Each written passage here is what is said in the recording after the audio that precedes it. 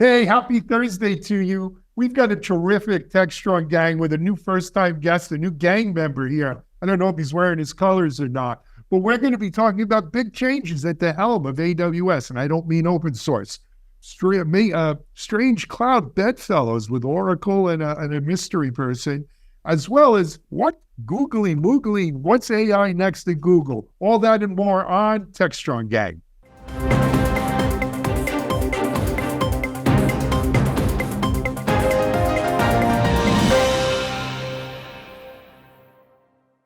Hi, everyone. Alan Schivel, Techstrong here on Techstrong Gang for you. As I mentioned in the opening, we've got an eclectic mix of stories to cover, as well as a brand new gang member. We're going to go right to it. Let me introduce you to Stephen Dickens.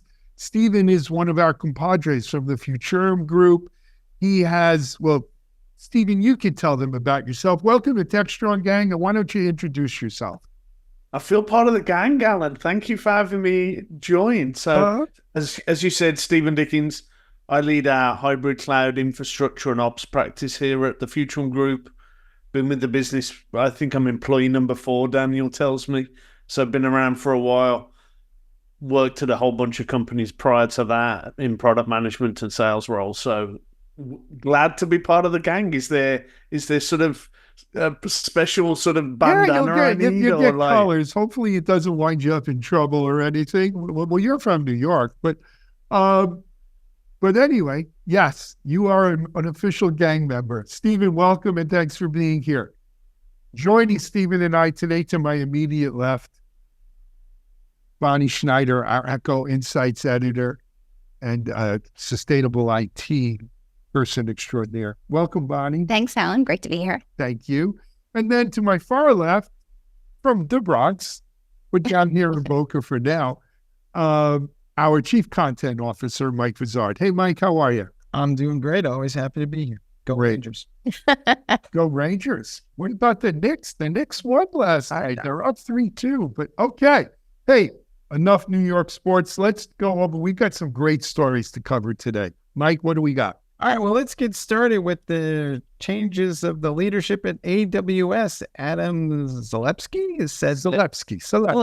He is saying that he needs a break. He's going to go spend some more time with the family. There's a new fella at the helm there. His name is Garmin. I think he used to run sales and marketing. But, Stephen, let's jump in here. A lot of times people read into these things and say, is there something more to this announcement, or is this just kind of a natural changing of the guard? Well, I mean, I think I spent some time looking into this yesterday. I looked at some of the SEC filings for AWS. They didn't make a stock award to Zalewski for this year or for last year. So if you're not making stock awards to CEOs, is that indicative? Don't know. Am I reading too much there?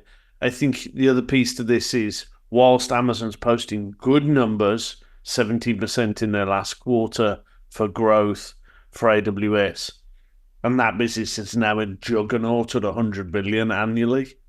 Those numbers weren't as big as Google and Microsoft's growth. So if you're Jassy looking at this going, I need to be posting the same numbers to keep share as Microsoft and Google, maybe there's something there as well. So I don't know, Garmin. I think from everything I hear, he's going to be focused on driving growth. Obviously comes from a sales and marketing background. So growth and execution on top line is going to be something he's comfortable with. It's going to be interesting to see that play out for sure, I think. Absolutely. I got a couple of thoughts on this surprise. So first of all, in terms of the stock, look, a CEO has a special comp plan, obviously. But the AWS way is that when you come on, you basically get 4 years worth of stock. And they're not options. They're flat out just grants of stock that, you vest over the 4 years. So it's not unusual for an average, for an AWS exec not to get new stock every year. So I don't know how much to read into that. But if you believe what was in the Andy's blog post and then Adam's blog post, right? Adam was there at the beginning of AWS in 2005. He stayed on, I think through 2011 or something like that. and then went off and wanted to do his own thing. And he was CEO at a company and has done, several other ventures. And when Jeff Bezos was stepping down and Andy Jassy was moving up, they put on a search for a new CEO. And rather than hiring someone from within, they reached out to Adam, who was still an insider. And the story says is that he was brought in to groom the next level, the next generation of AWS leadership. And he's been there three plus years, whatever. I believe Adam's background is also heading up sales at AWS, that when he left, Garmin is the new CEO. Garmin kind of stepped into that role. So he was in what Adam was doing before Adam left AWS years ago. So it could be a natural progression of a leadership change there. Look, it's hard for AWS to grow.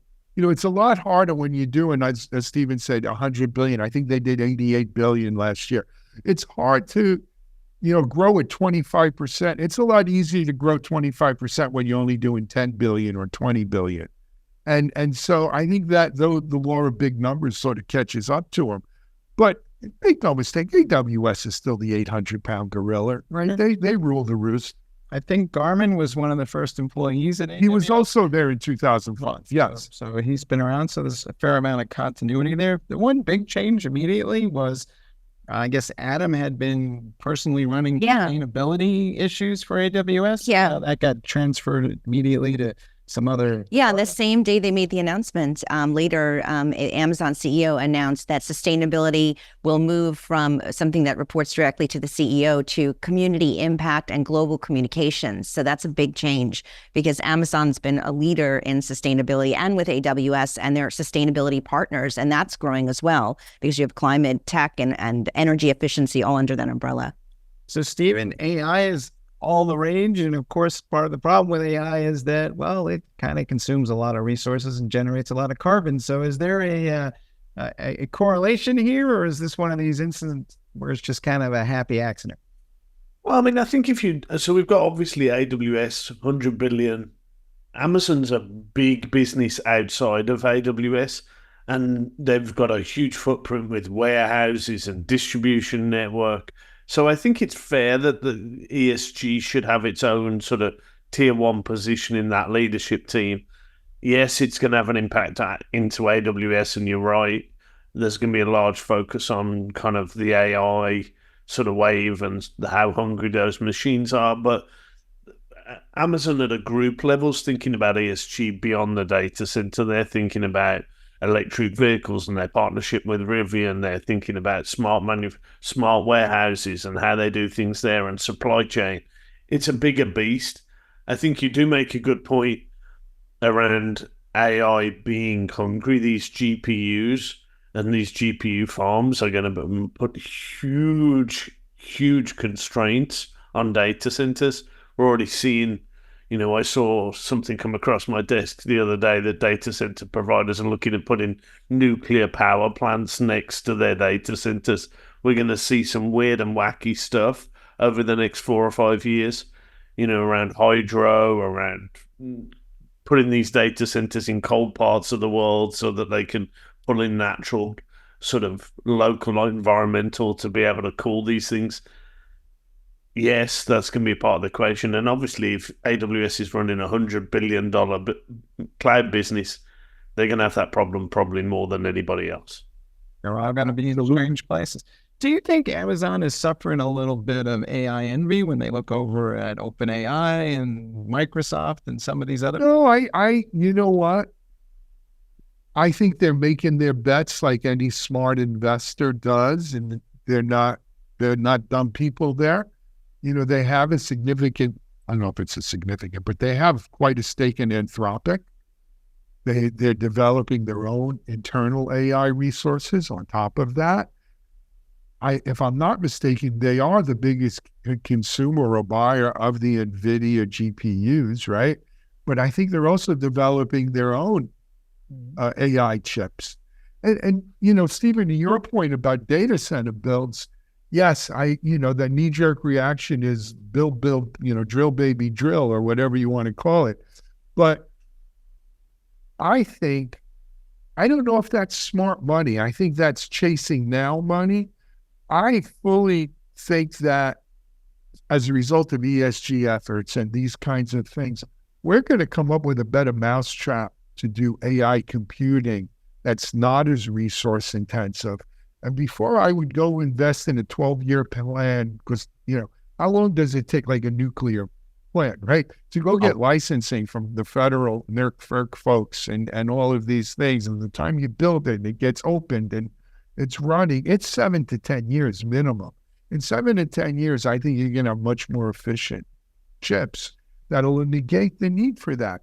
So I think that is, smart business people weighing short-term, long-term. How much do you want to put into that kind of stuff? Or heavens. Well, Alan, you make a great point. You look at, AWS has been investing in its own custom silicon with Inferentia and Trainium.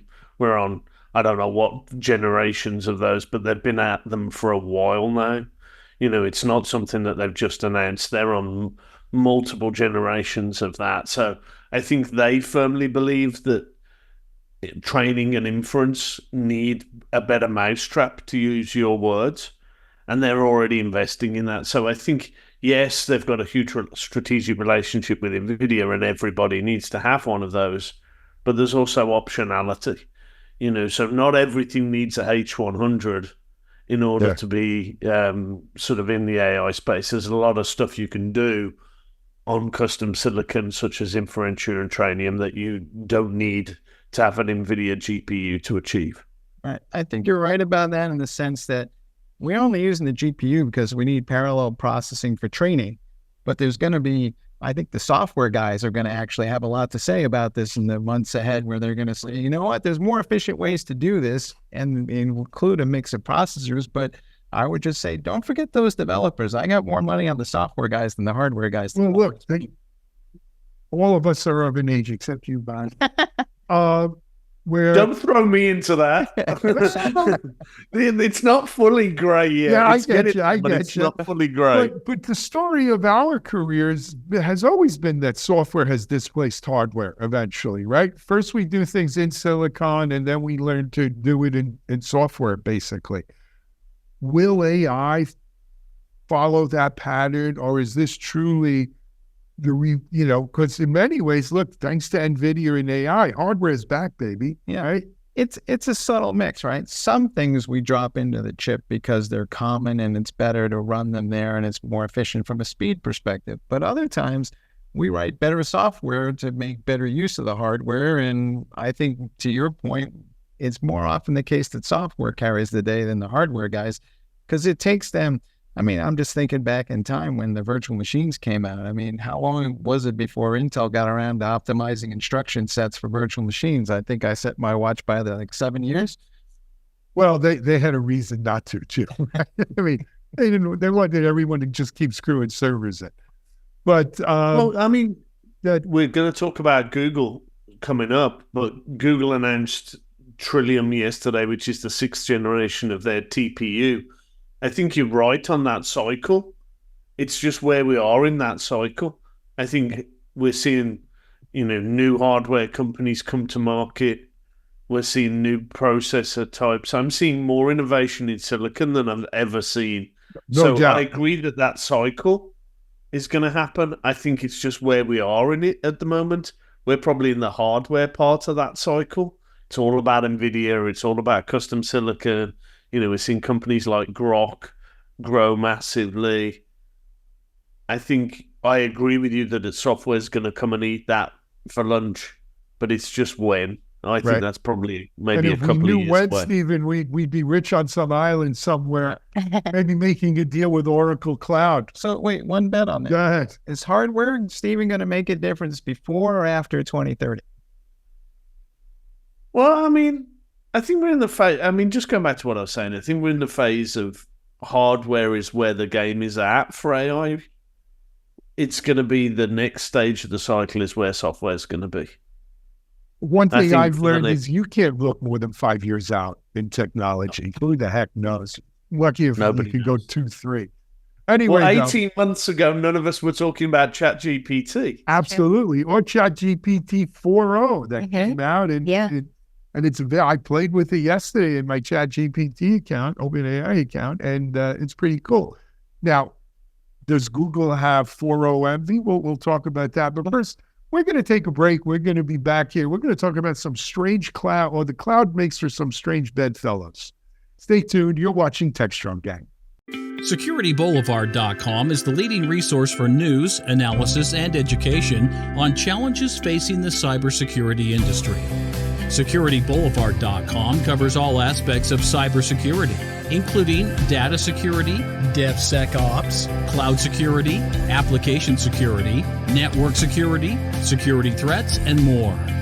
SecurityBoulevard.com has the largest selection of security content, featuring breaking news, blog posts, podcasts, and more. Visit www.securityboulevard.com to learn more. SecurityBoulevard.com, home of Security Bloggers Network. All right, and as promised, we're back, and we're talking about this expanding bromance between Elon Musk and Larry Ellison, where the folks at Elon's company have been using Oracle Cloud, and I can't help but wonder if that's just because they can't really use anybody else's because they're at war with everybody else. But we'll see how that goes. But it's a huge deal. 10 years, billions of dollars involved. Alan, thoughts? So let me just frame the deal. And by the way, it's not a signed deal. It's more of a rumor at this point. The story came out of investors.com. The story goes that Elon Musk's new fledgling AI company, which I guess he thinks will do well if he wins his lawsuit against OpenAI for OpenAI being too commercial. But Elon's not going to be too commercial. I'm sure he's doing this for the common man. Is making a deal with Oracle Cloud to use up to $10 billion with a B dollars worth of Oracle Cloud GPU resources for Elon's non-commercial AI business that he's generating, assuming Elon raises the $6 billion in venture capital, and we'll see how much of his own check he writes into it, raises $6 billion to get this thing off the ground so it can compete with the likes of OpenAI and Microsoft and Google and all of the rest. To me, I look at this and I say, look, this is FOMO. This is pure FOMO. You got two players who are not big players in the AI space who want to be. And so we're putting them together. Stephen, go ahead. So I'll give the flip side of that. So imagine if you had a platform with 4 million vehicles driving around the world, each of them with 8 cameras on them, being able to take real-time data around what's happening on streets, pedestrians, road markings, what's going on in the world. And you were able to bring that back to a Dojo supercomputer where you've built your own chips. Maybe that'd make you think about Tesla in a slightly different way than being a car manufacturer. I wrote about this in Forbes a few months back. I think everybody's thinking about Tesla as a car manufacturer. They are a million miles away from being a car manufacturer. We look at Google Maps and how those ugly cars that have to drive around and get pictures of. Elon's got a fleet of 4 million plus vehicles driving around every day, capturing all this information. You deep dive into the Tesla T's and C's, and I have. All of that data from your cameras is going straight back to build full self-driving capabilities and also a huge corpus of data that you can do things with. So I think about Tesla of AI is going to be about data sets. Who's got the biggest corpus of data? You know, Google with YouTube, you've got Microsoft with, and Google with G Suite, you've got Microsoft with what they've got with Outlook and all those big corpus of data. Who's got the biggest corpus of data of driving around the world with vision? It's Tesla.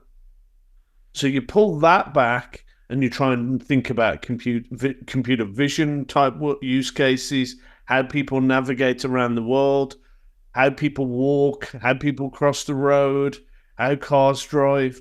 That huge corpus of vision data, Tesla's got a lock on it. So I don't think it's about FOMO. I think they already got that, and they've been doing this Dojo supercomputer for years anyway. They've probably got one of the biggest NVIDIA GPU farms today. So there's no there behind for a specific use case of robo-taxis and us navigating out in the wild. Tesla's got the best corpus of data out there. And Larry and Elon, they're bros, they're friends. I got the opportunity to ask Larry some questions at a recent Oracle event. He was effusive about full self-driving, guaranteeing that Elon's going to get it done, he didn't need to make that comment because we were talking about a database launch, but he unprompted talked about full self-driving. So it doesn't surprise me that those two are in bed together about a cloud project. Maybe I would frame it a little bit differently. That's a vision I Alan. cannot see. So I would argue differently, though. Yeah, right? I've got that in my brain now, and I'm going to live with that. So couldn't I just easily replicate that with a Uber plus Amazon plus a couple of car manufacturers, and I'm good to go because I'm going to get the same data? So I think Unit economics, Mike. not only That's that, you where you need can't. permission. Yeah. This is the same problem we have with the LLMs now. They're using data that they didn't have permission to use. And now in the case of Tesla, as Steven says, people did sign and they didn't notice they signed it, the T's and C's that basically allows Tesla to suck all that information back up. And look, I never thought of Tesla as a car company either. I think they're a battery and software company wrapped around a car, right? I don't think their cars necessarily are particularly well made or great, but their battery technology is top of the line, and their software is heads and tails above anything that the big three or worldwide car manufacturers have, or it was. I think people are catching up. But I don't know if this is truly about Tesla or if this is about Elon Musk's ego, that he's not part of OpenAI and he wants an OpenAI competitor. Because there's more to OpenAI than Google Street View or Waypro all of it. I mean, there's some weird ownership of OpenAI being a not-for-profit and then it transferring to a for-profit business. Elon was an original investor and bootstrapped OpenAI when it was a not-for-profit. So I think there's some weirdness there. And that's probably Elon just from an ego point of view and from a personal perspective, thinking that's just weird and that shouldn't be the case. I think you've got to detach that from what Tesla and his business interests are. Elon's got enough money to throw lawyers at something that he thinks is weird and shouldn't be the case. I think that's the OpenAI piece. I think his business thoughts are, I got a massive corpus of data. AI is going to be vital for full self-driving. It's going to be vital for what he's doing with SpaceX. So I think you've got to, him as a person and his ego is probably prosecuting the OpenAI lawsuit just because he thinks it's odd and he thinks he was wronged. You can judge that as you want. His business side of his brain is probably thinking, I've got to get an AI platform. You know, what Oracle's doing, they launched 23AI as a database. I got a chance to sort of get pre-briefed on that. They're doing some great stuff. I think Oracle OCI, the cloud platform's a great platform for data. So, you know, and he's got a relationship, probably a really close relationship with, with Larry that he doesn't have with AWS, and he doesn't have that with Microsoft. No. I mean, so I think you've got to detach the business from the personal. It's hard to do that with that individual, but let's focus on the Oracle piece of it. Look, Larry's sitting out on Lanai, his island out there. It's in Nashville. Yeah. Then they just Oracle's moving to Nashville, not Larry. Larry lives on his island, but and this is a huge deal for Oracle. Oracle, look, they do have a great cloud, especially for data, right? As you would expect from the database company. They are well behind AWS and Google and Azure. And they don't want to be. That Larry play, if you're not in the top three, get out. And Larry will keep chipping in there, chipping at that rock till he's in the top three. And, this is a $10 billion deal. That's 10%. Well, spread out over 10 years, so it's not all at once. But it's still a sizable deal. It's a marquee name. It's a great thing for Oracle Cloud, right? Because for too many people, they think of the big three and they leave Oracle out, right? And look, the fact that we're talking about Oracle and not an IBM cloud is probably music to Larry's ears anyway. But it's a great deal for Oracle Cloud, assuming they get these GPUs. I'm not sure that the data they have is as rich as you might think, because most of it is in a structured format, and that's like a sliver of the data you need to train AI models, which is all unstructured. And I don't think Oracle has a lot of unstructured data. I think most of what they got is your classic relational database stuff. And we've seen databases run away from relational databases for the last 5 years, where everybody's... But they have non-SQL databases. Oracle has a fire in every, or a far from a market leader in any of those other categories. With their move to Nashville, they focused on health and healthcare. So if they're targeting that with data and AI, there's a lot, obviously, I can do with that. It's true. So, can we hook up the healthcare data to the car? Yeah. You look at Cerner, number one, number two, against Epic from a healthcare perspective. Massive corpus of data for one of the most explosive areas that's going to happen with AI. Going back to what you were saying, they've got a MySQL play. So as unstructured, they made that acquisition that came through. So yes, we've got this traditional view of Oracle that they're the database company. They are still, but AI is going to revolutionize healthcare. They just bought the largest, one or two. I don't know the market share, but it's certainly number one or two of electronic patient record systems. And that's a huge corpus of data. You put in the vision stuff with Tesla and that relationship. And I think, Alan, the other thing I would say is they're number three by market share, number four by market share OCI. If you were to define the market slightly differently and say enterprise, and you took out Office 365 and G Suite, are they as far behind? Probably not.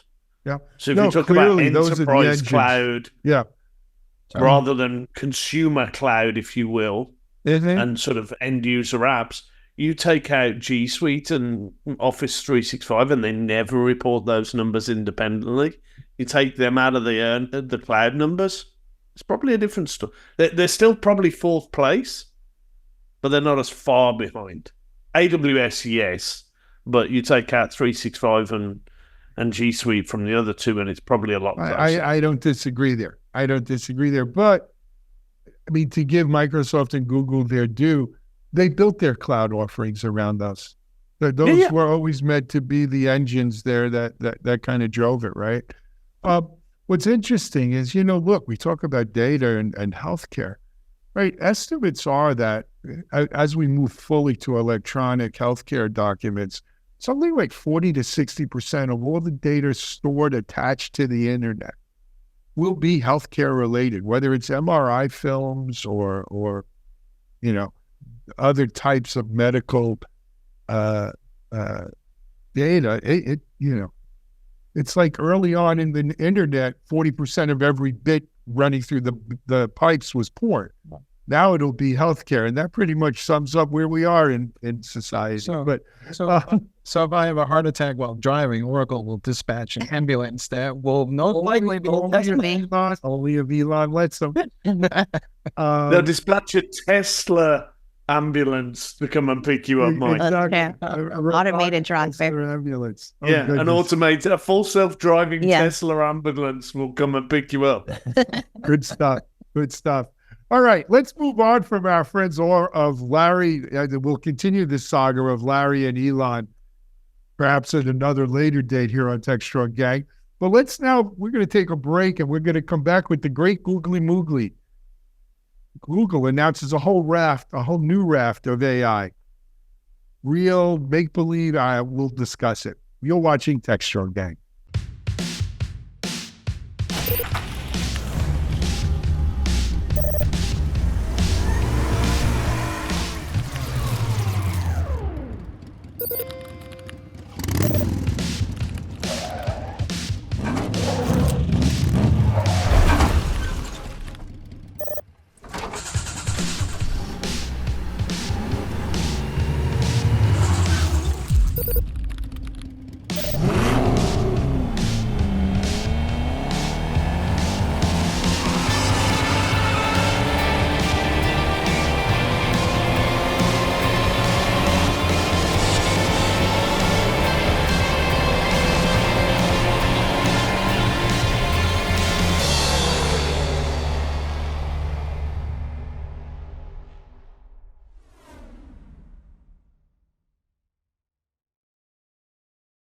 Welcome back. In our final segment, we're talking about, well, what's going on with Google? They had their big Google I/O conference this week, and they announced all kinds of stuff, none of which is actually here and now. There's a prototype of an AI assistant that can talk and hear, help you find your glasses and debug code, they say.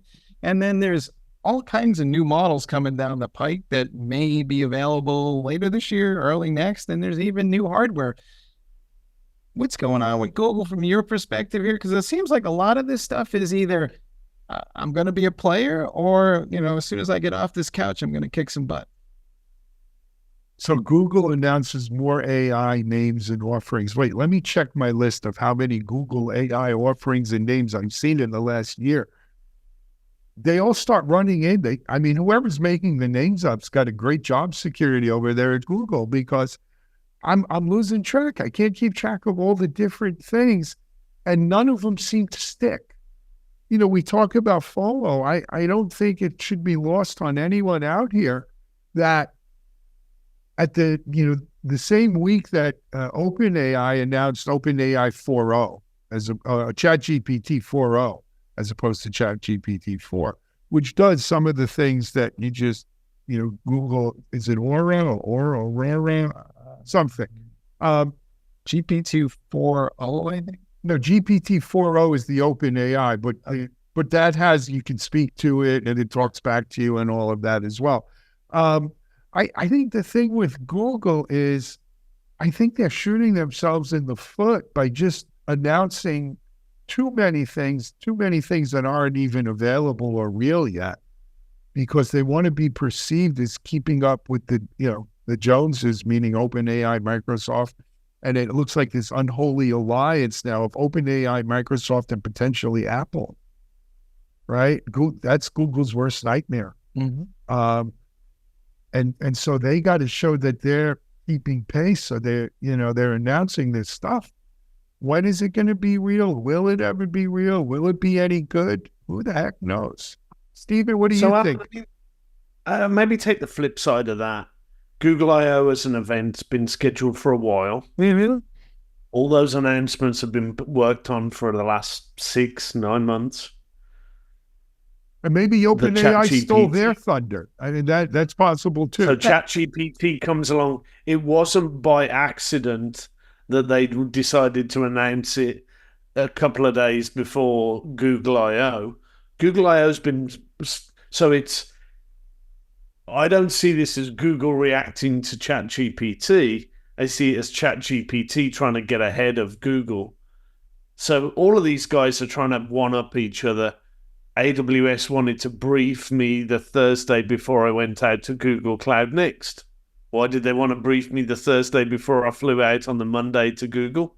Because they wanted to have AWS's stuff fresh in my mind before I went out to Google. So they're all trying to one-up themselves and one-up each other and get their stuff out early.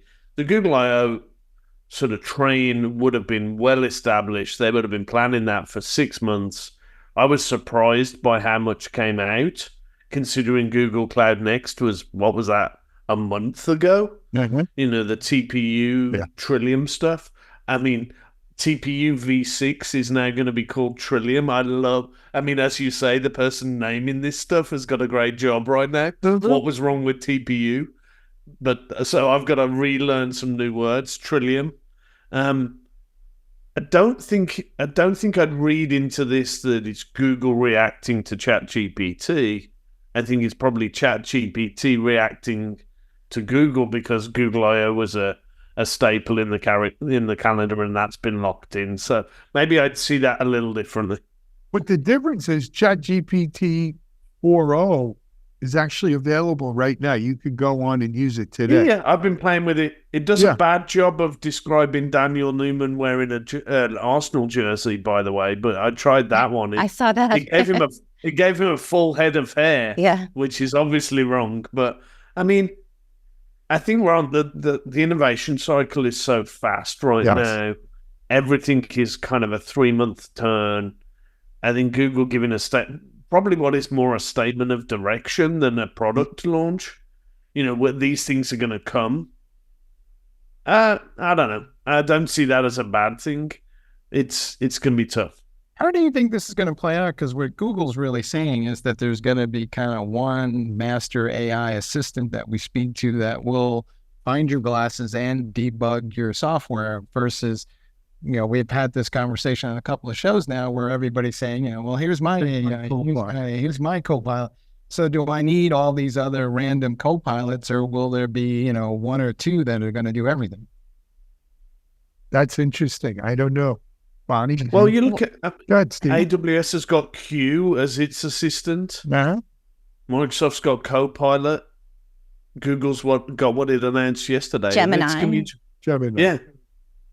Yeah, and Trillium that you mentioned, Stephen. I think Google's put an official name on it. Gemini's the LLM, but they're just showing a prototype, something that they have a project called Astro or something like that. Astro, yeah, and it's interesting watching both announcements because it gets you so excited, and then you keep reading and it says, oh, it's actually not available for the next few months for some of them. But one of the things I just wanted to mention about Trillium in their announcements that Google is making and across some of the other ones is that energy efficiency was mentioned in many of these new announcements that Trillium, for example, is 67% more energy efficient.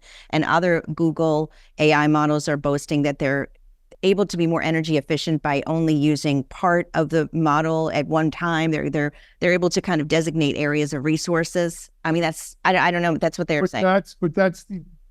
That's good. I think that's evolution, right? You learn to build those efficiencies in. Shut down what you're not using. Right. Be more efficient. I think that's the way of things, if you will, and it's a good thing. But Mike, to your point, look, the Microsoft Copilot was primarily, first started in GitHub. We're going to see it in those Office 365 or whatever they call 365 now. Interestingly, I downloaded Copilot for my iPad.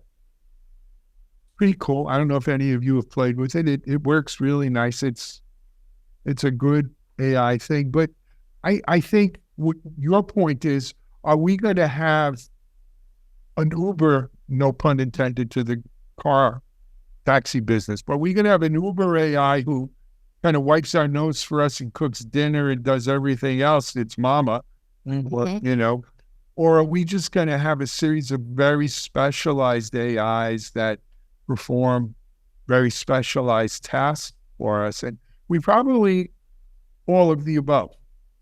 I think we're going to have an AI throwdown. We're going to have the bots are going to battle it out. And did they make a movie like that? Like the guy was who was it? Hugh Jackman was the manager of the bot, the fighting bot that was kind of beat up and stuff. That was a good movie. I think it's going to be in which ecosystem you're going to be in. Apple's going to have its AI. Meta's already started rolling out AI across all of its platforms now. We've seen that.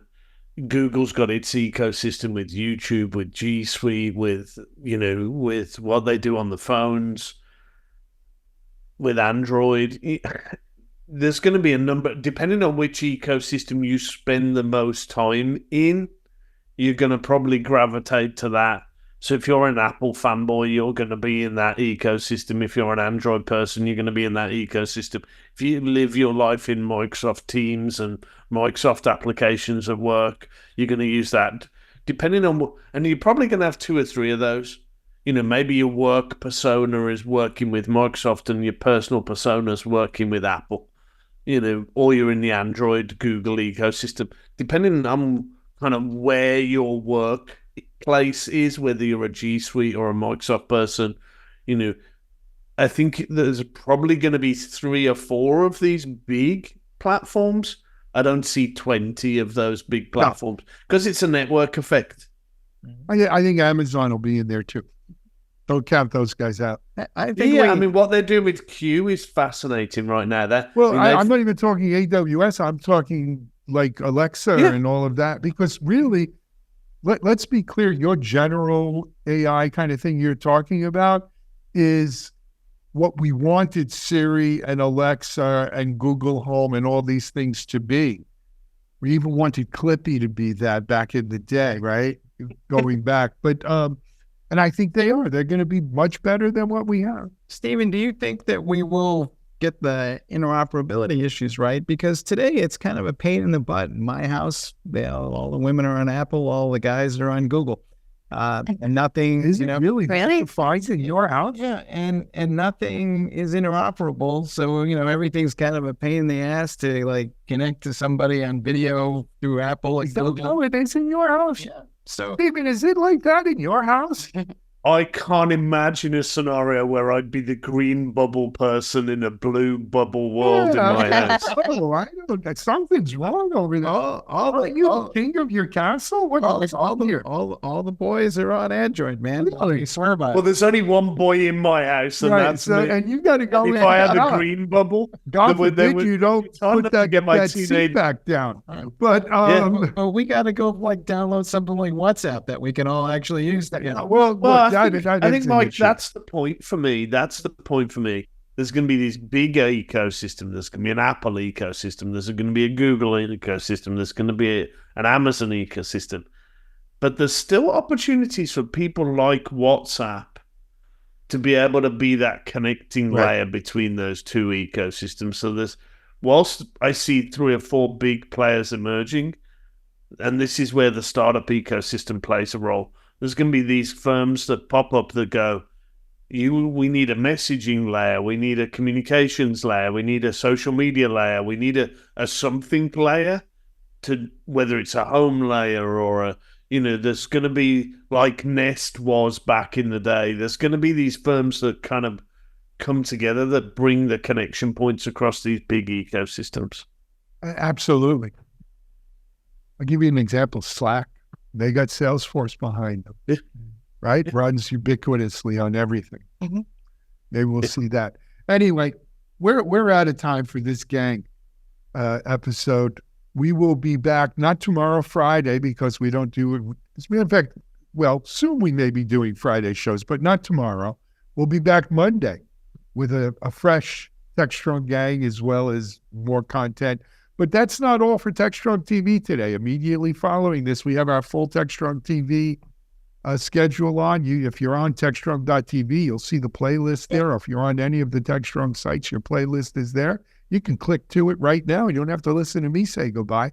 Or you can go to Techstrong TV and watch any of our shows and interviews and content on demand on our YouTube channel or however you like consuming Techstrong. Until then, though, Stephen, what a smashing debut for a new gang member. I feel like I need a bandana and I want to be on Something other we got to shows. get you. You feel like you made your bones. I need a Techstrong t-shirt. We That's got what I them need. here. If you come on down, I promise you, we have waiting for you.